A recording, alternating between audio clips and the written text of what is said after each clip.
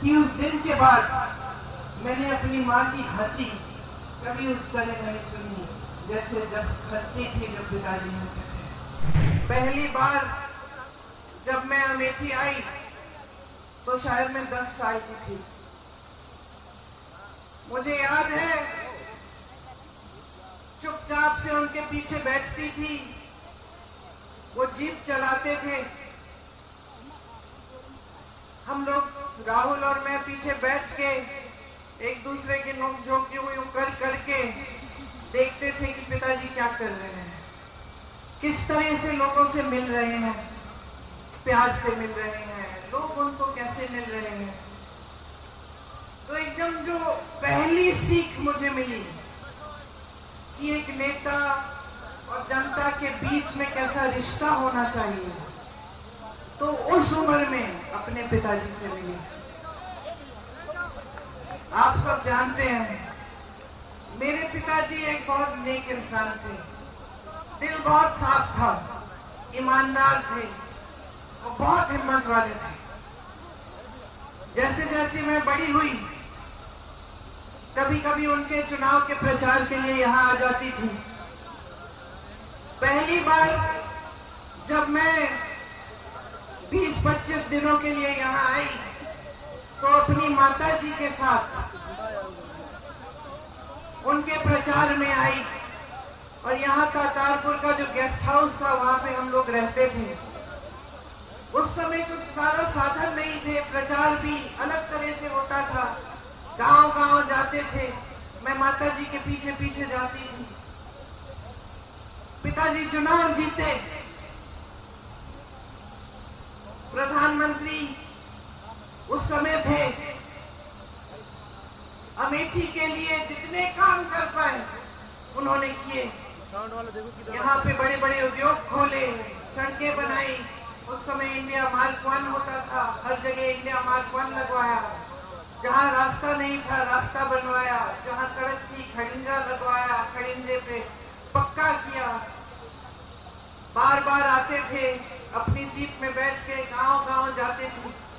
कभी आप सबसे डांट खा लेते थे, कुछ मांग थी आपकी वो पूरी नहीं हुई थी, शायद एक सड़क या एक नलका, आप डांट भी लेते थे, प्यार से आपकी डांट सुनते थे। ये सब बातें मैंने देखी। कुछ समय बाद जब वो चुनाव, देश का जो चुनाव है वो हारे, यहां से तो जीते ही थे, तो उनके ऊपर काफी मतलब उनकी सुरक्षा की काफी ये संदेह था कि कोई कुछ करेगा उनको। उनकी माताजी की हत्या हो चुकी थी, हम सब ने बचपन में वो देखा था, वो क्षण देखा था। अब मैं 17-18 साल की थी, पिताजी के लिए प्रचार किया था। पिताजी जो बड़ा चुनाव है वो हार गए, लेकिन अमेठी से फिर भी जीते थे। सुरक्षा की बड़े सवाल थे। हफ्ते में 5 दिन व्रत रखती थी कि पिताजी सही सलामत घर आ जाए। एक बार तो मौन व्रत भी रखने लग गई। पिताजी ने कहा तुमने आज ये दिन क्यों, इतवार के दिन, तुमने कहा ये दिन क्यों चुना तुमने मौन होने के लिए, इसी दिन कुछ घंटे मिलते हैं तुमसे बात करने के, बाकी समय में काम करता रहता हूँ। पिताजी ने हारने के बाद मेरे ख्याल से 2 या 3 गुना काम किया होगा जितना उन्होंने जीतने के समय किया। जनता के बीच जाते थे, सद्भावना यात्रा की, रात के 4:30 बजे तक, 3 बजे तक काम करते थे। मैं तब तक नहीं सोती थी जब तक उनकी चप्पल की आवाज मेरे कमरे के बाहर से गुजरती थी। मुझे सुनाई देता था कि पिताजी घर आ गए, तब नींद आती थी, घबराहट होती थी कि कोई कुछ कर ना दे। 2 साल बाद 1991 में एक फोन आया, किसी ने कहा कि पिताजी को कुछ हो गया है, पता करो। चुनाव प्रचार में गए थे, रात के शायद 10:30 या 11 बजे थे। मैं एकदम समझ गई कि कुछ बहुत बुरा हुआ है। और अपनी माँ को बताने का क्यों आए यहाँ पे?